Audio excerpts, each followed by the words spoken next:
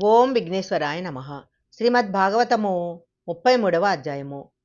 అప్పుడు పిల్లవాడైన ధ్రువుడు, అమ్మా, అయితే ఇప్పుడే నేను బయలుదేరతాను.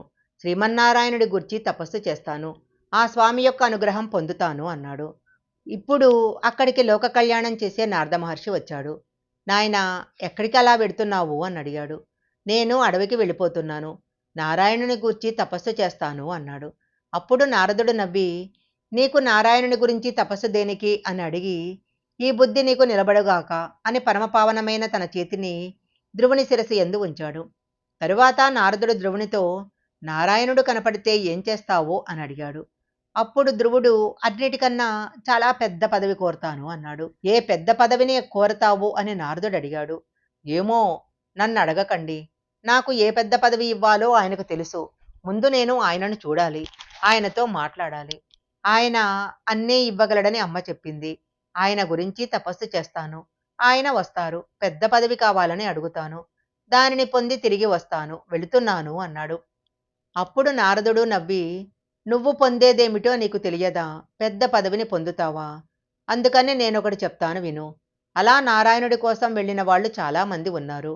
ఇంద్రియాలను జయించే ప్రయత్నంలో వెళ్ళి కూర్చొని తపస్సు చేసిన వాళ్లకు, రాత్రింబవళ్ళు బొటనవేలు మీద నిలబడి తపస్సు చేసిన వాళ్లకు, అంతంత కష్టాలు పడిన వారికే శ్రీమన్నారాయణ దర్శనం కాలేదు.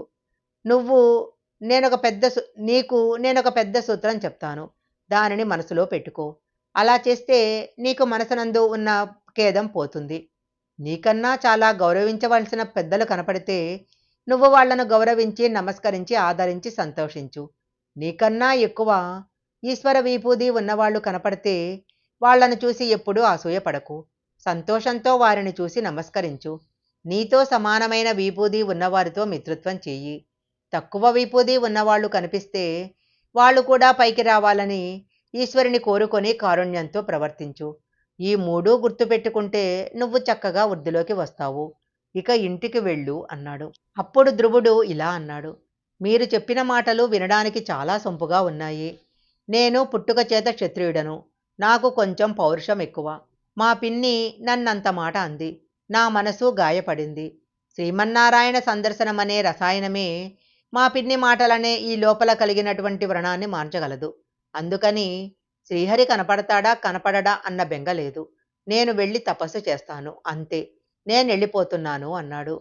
ధ్రువుని పట్టుదల గుర్తించి, నాయనా, నువ్వు యమునా నది ఒడ్డున నిరంతరము శ్రీమన్నారాయణుని పాదస్పర్శ కలిగిన మధువనమనే ఒక గొప్ప వనం ఉంది. అక్కడికి వెళ్ళి యమునా నదిలో స్నానం చేసి శుచి అయి ఆచమనం చేసి కూర్చో. తరువాత నీ మనసును నిగ్రహించు. భగవంతుడు నాకెందుకు కనపడడు అని పట్టేయి. పువ్వు లేదా 4 ఆకులు, ప్రధానంగా తులసి తెచ్చుకో.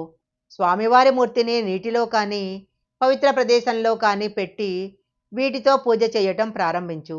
ఏది దొరికితే అది నివేదన చెయ్యి. మితంగా ఆహారం తీసుకో. ఎవరితో మాట్లాడకు. ఈశ్వరుని యందే మనసు పెట్టు. నీకు నారాయణుడు కనపడతాడు. నీకు నేను ద్వాదశాక్షరి మంత్రోపదేశం చేస్తున్నాను. దీనిని 7 రోజులు నిష్ఠతో చేస్తే నీకు దేవతలు కనపడతారు అని చెప్పాడు.